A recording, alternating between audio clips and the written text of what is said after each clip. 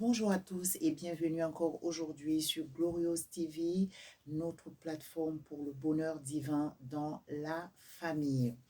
Encore une fois, merci à tous nos abonnés qui ne font que arriver et merci particulièrement à un auditeur qui m'a permis dernièrement d'annuler une vidéo que j'avais postée parce qu'il y avait des choses qui n'étaient pas correctes dessus. Aujourd'hui, je suis normale, naturelle.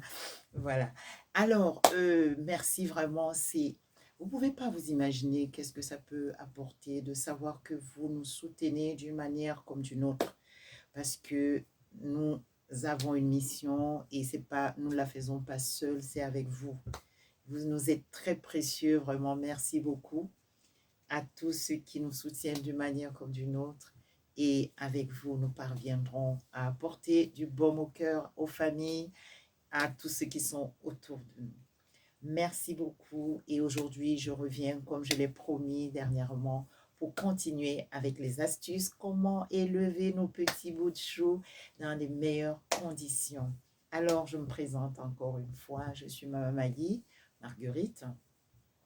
Et à la base, j'ai beaucoup travaillé dans la petite enfance. D'ailleurs, c'était mon rêve d'avoir une structure à moi concernant la petite enfance. Malheureusement, je n'ai pas réalisé mon rêve. Bon, voilà, mais quand même, Dieu a permis que je puisse exercer dans le domaine et c'était un plaisir pour moi de faire ce que ma famille avait voulu, particulièrement ma grande sœur qui orientait nos études. Elle avait décelé ce don, cette grâce de pouvoir avoir un petit quelque chose qui plaisait beaucoup aux enfants. Donc, si je vous parle des enfants, c'est parce que c'est un domaine qui m'est très, très cher hein, en tant qu'auxiliaire de petite enfance. Alors, on a vu que pour y arriver, on fait tout pour se discipliner. Vous n'êtes pas seul, maman, papa. Donc, il y a les enfants autour de vous et qui ont un seul miroir, c'est maman ou papa. Il faut donc que dans ce miroir, le reflet soit du bonheur, soit un bon réflexe, que les enfants lisent en vous un papa ou une maman modèle. C'est vrai, vous êtes seul et vous avez trop de choses à gérer. Votre propre quotidien est difficile, mais avec un peu de bonne volonté, on y arrive parce que beaucoup, heureusement, ils sont arrivés. Aujourd'hui, on a des grands hommes. J'en ai trouvé hein, quand je pars à la bibliothèque travailler. J'en ai trouvé, je ferai une émission. Quand je pourrai avoir une équipe technique, on fera de bonnes choses. Franchement, on y travaille. Mais pour le moment, je ne vais pas vous laisser au dépourvu. J'essaye de faire des petites vidéos toute seule. Je ne sais pas faire le montage. Donc, je vous aime comme vous m'aimez aussi. L'amour se contamine. Voilà. Alors, on parle de la discipline quand on voudrait atteindre un objectif. Donc, on se fixe des règles personnelles dans sa vie personnelle et autour de nous pour y arriver. Donc, faites-le. C'est pas évident, mais faites-le. Vous verrez que c'est mieux. Chacun sait ce qu'il fait, comment il fonctionne. La maison, quand vous adoptez une certaine routine, ça vous facilite la vie. Donc, cela passe par donc, une discipline. Soyez ferme, soyez aimable, soyez bienveillante, soyez prudente, vigilante dans la communication et tout. Veillez sur les enfants qui ne vous disent pas n'importe quoi. Hein. Je vous ai dit que parfois, c'est des manipulateurs. Pour ceux qui sont déjà un peu grands, allez à l'école, soyez au parfum de leur quotidien, de leur fréquentation. Essayez de jeter un coup d'œil sur leur tablette. Je ne dis pas de leur en offrir, mais il faut quand même contrôler ce qu'ils voient parce qu'aujourd'hui, il y a tout sur YouTube, sur Internet, il y a un peu de tout. Le parent doit essayer d'ériger autour de l'enfant une barrière qui l'empêcherait demain de basculer dans des choses qui malheureusement rendent les parents plus malheureux qu'ils ne l'étaient en étant seuls. Donc, ayant donc essayé de mettre en place cette routine. Je vais souvent à l'école quand même et la communication avec mes enfants est telle que l'enfant peut venir me dire, mais maman, tu peux pas savoir ce qui s'est passé à l'école hier et tout, donc, parce que il est libre de me raconter des choses. Il peut me parler de ses amis. Il peut me dire, mais maman, écoute ce que Aline m'a dit. Elle m'a dit que, hein, je vais pas... Voilà, chacun sait ce que l'enfant peut venir lui raconter. Un jour, un garçon m'a touché les seins. Je suis venue à la maison. Oh, quand j'étais au marché, quelqu'un m'a fait ça. Ça a quand même alerté ma grande sœur. Donc, quand vous communiquez avec les enfants, si les enfants sont comme moi j'étais un enfant très ouvert. Pom, pom, pom. Mais vous savez, les enfants sont terribles. Quand ils commencent à faire vraiment des vraies bêtises, là, ils sont plus ouverts. Donc, je vous mets déjà en garde. Mais néanmoins, nous partons ici de la petite enfance, qui est mon domaine de prédilection, parce que j'ai tenu les deux, la petite et la moyenne section. J'ai fait l'école de dimanche aussi dans le cadre de ecclésiastique, hein, parce que en étant votre présentatrice sur Glorious TV, je fais partie d'une famille, on a même une chaîne ecclésiastique, on est même très content ces jours-ci. Voilà, donc ici c'est Glorious TV, la chaîne pour la gloire de Dieu. Ce que Dieu a fait pour nous, c'est merveilleux. Et nous voulons aussi vous le communiquer parce que le bonheur est en Christ. Alors, quand vous avez réussi à avoir une routine, vous allez voir que ça va, ça va. Monsieur n'est pas là, ou oui, madame n'est pas là, bon, ben ça va, on a une routine, on est heureux. De toute façon, le bonheur, Dieu l'accorde à tout le monde, pourvu que vous le veillez. Donc, là, les enfants sont en condition, ils savent que maman veille. À l'école, on ne doit pas faire n'importe quoi. Elle va venir demander au professeur. Au quartier, on ne doit pas aller n'importe où, on ne doit pas manger n'importe quoi. Franchement, quand vous avez réussi cette phase, c'est fini, vous êtes à l'aise. Donc, prenez du temps pour cette étape. Discipline, communication et vigilance, prudence. Et surtout, soyez aimables, aimez vos enfants, apprenez-leur des bonnes choses. Inculquez en eux de bonnes choses. Apprenez-leur beaucoup de bonnes choses. Qu'est-ce que j'entends donc par bonnes choses? C'est aujourd'hui le thème que je vais aborder, c'est-à-dire les valeurs. Inculquer des valeurs. Je parlerai des bonnes valeurs. Nous avons dégagé 3 aspects des valeurs. Les valeurs morales, les valeurs sociales et les valeurs spirituelles.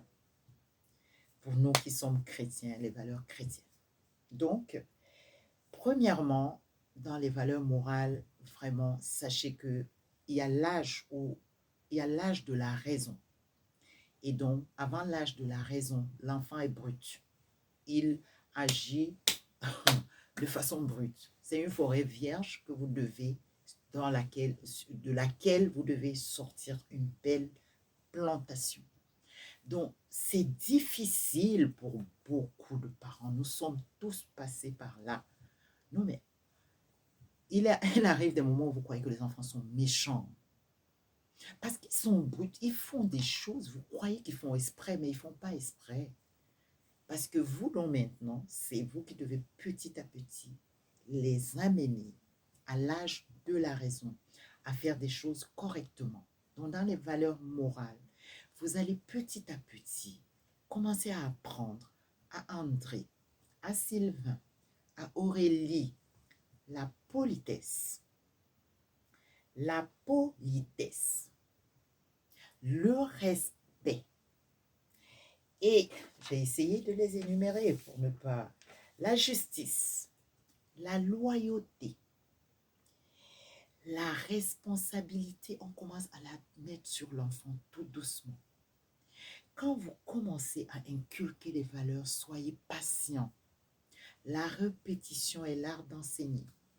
Chaque enfant qu'on enseigne est un homme qu'on gagne. Nous sommes en train de parler de la jeunesse. Mais cette jeunesse commence par le ventre. Après, dans la cellule familiale.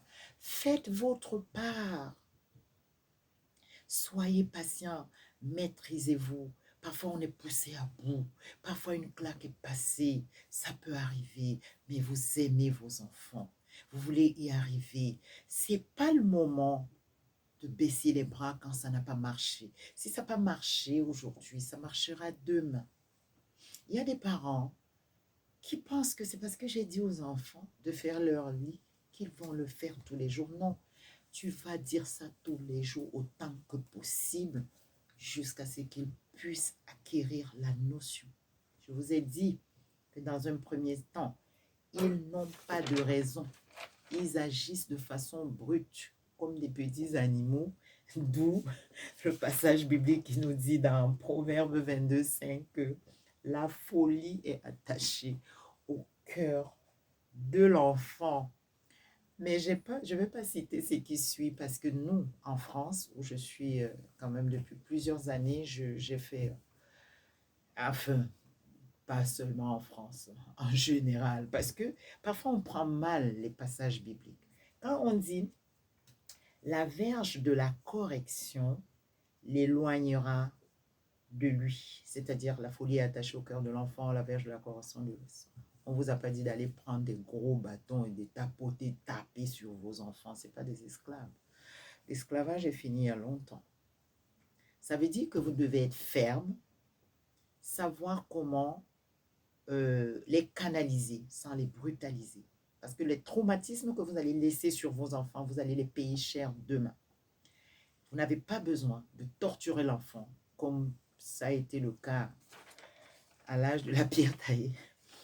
Beaucoup de parents, moi j'ai vu des parents mettre du piment dans les yeux de leurs enfants, les tabasser, les exposer au soleil. Non, c'est terminé là. Ça ne marche plus comme ça. Nous sommes à l'ère du numérique. Donc, je vous en supplie, il faut négocier et il faut être patient, mettre des choses petit à petit. Vous n'avez pas besoin d'autre chose que d'aimer. Et quand on aime, on fait ce qui est bien. La règle principale du principe de cette valeur morale, c'est que ne faites pas aux autres ce que vous n'aimerez pas qu'ils vous fassent demain. Ne faites pas aux autres ce que vous n'aimerez pas qu'ils vous fassent. Si vous voulez qu'on vous insulte, qu'on vous méprise, qu'on vous calomnie, qu'on vous salisse, faites-le.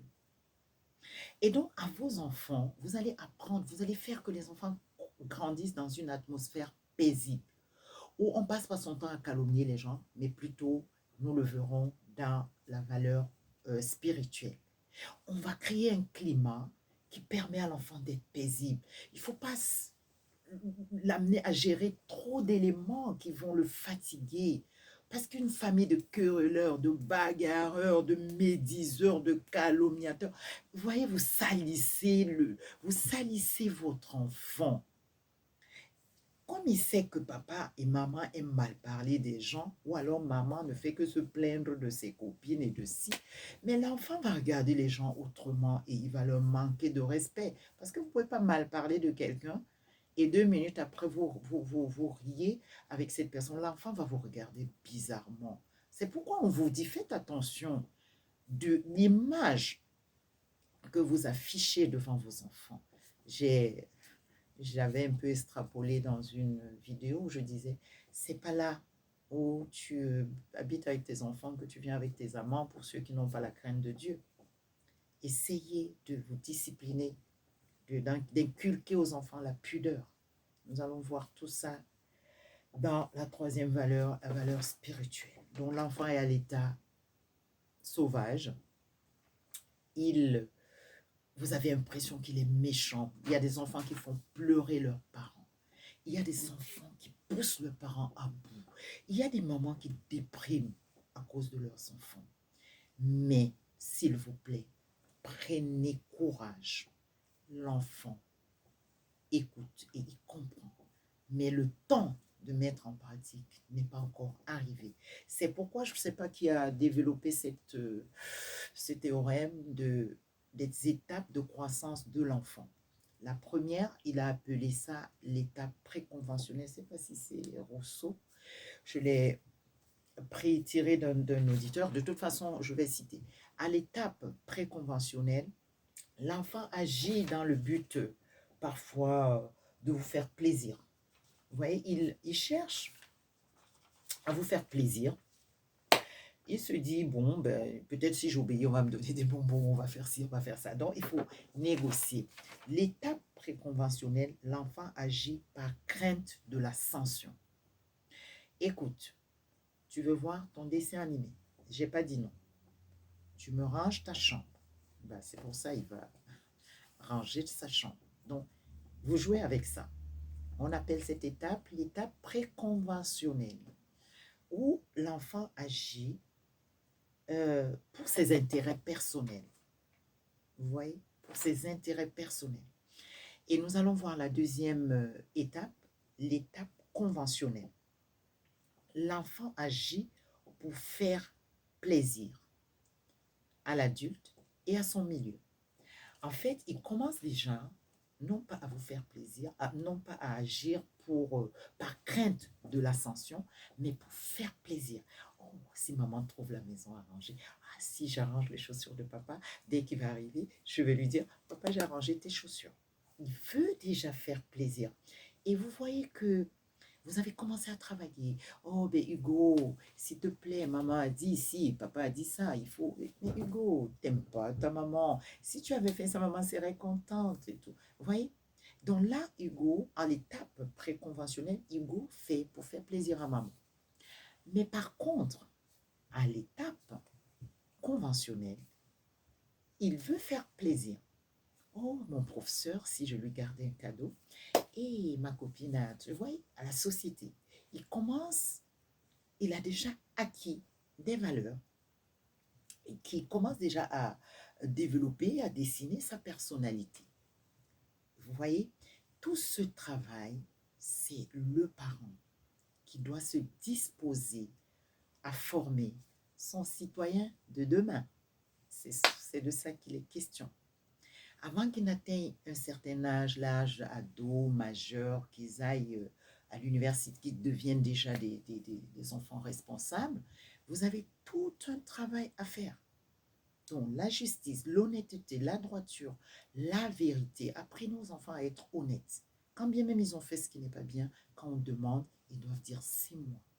Nous verrons ça aussi dans la valeur spirituelle. Donc, valeur morale qui interagit avec les valeurs sociales.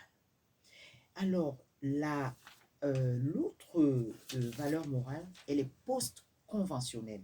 Cette fois-ci, l'enfant agit en référence, c'est-à-dire il se réfère à quelqu'un. C'est-à-dire l'enfant agit, c'est-à-dire il a déjà sa personnalité. L'étape post-conventionnelle, il agit en conséquence. Il est déjà conscient. Ça veut dire il est déjà prêt à se détacher de la cellule familiale. C'est l'état post-conventionnel. C'est-à-dire il a déjà acquis de bonnes choses qui pourront faire de lui un bon citoyen. Donc, c'est ce que je voulais qu'on voit aujourd'hui, qu'on entre déjà dans ces valeurs. Les valeurs, donc, la première, c'est la valeur morale. Nous avons cité ici le proverbe 22,5, la folie est attachée au cœur de l'enfant. C'est dans les règles, la discipline, la répétition, l'amour, vous en tant que modèle de qui ils tirent ce qu'ils ont. Les enfants ont une histoire, la famille a une histoire qui peut parfois se refléter sur le comportement de l'enfant. Un parent, parfois tu observes ton enfant, tu dis, mais attends, c'est comme ça que ma mère était. Non, il y a un oncle qui se comportait comme ça. Donc, vous voyez, donc vous avez même des choses à enlever. Nous verrons ça dans les valeurs spirituelles. Parce que l'enfant vient d'une lignée et ça peut jouer sur son comportement. Il y a des familles dont quelque chose se répète de génération en génération. Mais peut-être Dieu veut que toi, tu brises cela. Nous le verrons aussi dans les valeurs spirituelles. Donc, apprenez des bonnes choses aux enfants, la bonne moralité, la fidélité, l'amitié, le respect des aînés. On ne parle pas n'importe comment aux aînés. De l'aide, apprenez-leur à être serviables, à aimer travailler, des devoirs, et les consignes, à respecter les consignes qu'on leur donne à la maison, à être poli, gentil. Répétez, répétez, répétez. À aimer travailler, à soutenir les plus petits, à respecter les aînés. C'est des choses, communication orale. Tu sais, si tu fais comme ça, tu seras un bon citoyen. Bénissez les enfants. Quand l'enfant a pigé la chose, mais il l'a fait sans problème. Voilà ce que je voulais apporter sur ces deux premières valeurs, la valeur morale qui interagit avec la valeur sociale. C'est ce qu'il a acquis déjà, ce qu'il a absorbé, qui va refléter, qui va répercuter, qui va redonner. Et si vous n'avez rien planté, si vous n'avez mis que des choses pas bonnes, elles vont demain peser sur la société. Eh bien, quand aussi, je le dirai à la fin des valeurs, quand le parent a mis le paquet, a vraiment fait de son mieux pour donner une bonne éducation à son enfant, si demain, malheureusement, vous vous retrouvez comme le père de l'enfant prodige dans le livre de Luc 15, vous verrez qu'un parent qui a tout fait du jour au lendemain, l'enfant a claqué les portes, il est parti, il est devenu ce qu'il est devenu, mais il a continué à aimer son enfant. Aimez vos enfants, aimons nos enfants. Nous ne pouvons pas leur donner le cœur que nous voulons, c'est Dieu qui travaillera. Si vous avez sémé du bien, Dieu arrosera et au temps convenable, vous moissonnerez. Le père de l'enfant prodige a eu raison, parce que dans sa patience, il a continué à dire, mais Seigneur, c'est pas ça que j'ai montré à mes enfants.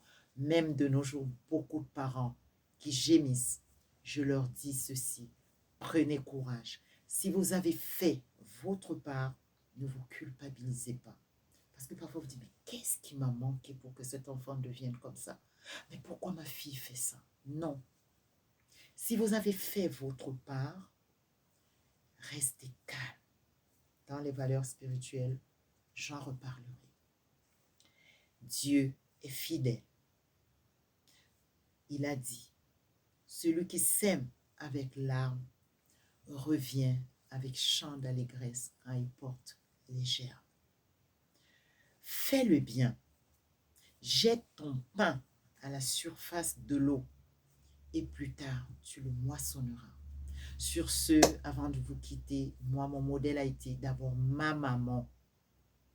Cette maman était d'une propreté, elle était d'une générosité, elle était laborieuse, elle était si aimable, toujours souriante. Et très souvent, des personnes comme ça, ce qu'on leur refoule, c'est de l'ingratitude. Soyez les modèles pour vos enfants. Et s'ils n'ont pas vraiment satisfait à vos attentes, restez devant Dieu. Il les ramènera du pays de là où l'ennemi voulait les entraîner. Dieu les ramènera. On en reparlera dans les valeurs spirituelles. Merci à tous. Continuez à vous abonner, à partager ces petits conseils pour soutenir et consoler une mère qui est paumée, qui est désemparée, qui sait quoi faire. Vous pouvez lui rendre service. Priez pour nous. Que Dieu vous bénisse. Merci et à très très bientôt sur Glorious TV pour la clé, pour l'autre aspect de la troisième clé qui est inculquer les valeurs. Merci beaucoup, merci, merci.